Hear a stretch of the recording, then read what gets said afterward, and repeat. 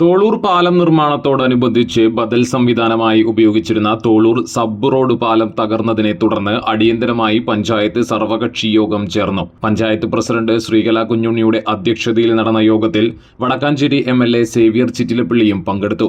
തോളൂർ പാലത്തിന്റെ നിർമ്മാണം അടിയന്തരമായി വേഗത്തിൽ പൂർത്തിയാക്കാൻ യോഗം PWD അധികൃതരോട് ആവശ്യപ്പെട്ടു.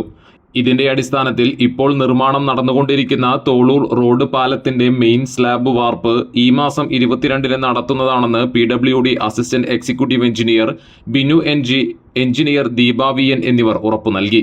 കാളിപ്പാടം തോടിന്റെ വലതുവശത്തുള്ള വഴിയിൽ കൂടി കാൽനടയാത്രക്കാർ, ഇരുചക്രവാഹനങ്ങൾ, ഓട്ടോറിക്ഷ യാത്രക്കാർ എന്നിവർക്ക് മാത്രമേ പ്രവേശിക്കാൻ അനുമതിയുള്ളൂവെന്ന് യോഗം തീരുമാനിച്ചു.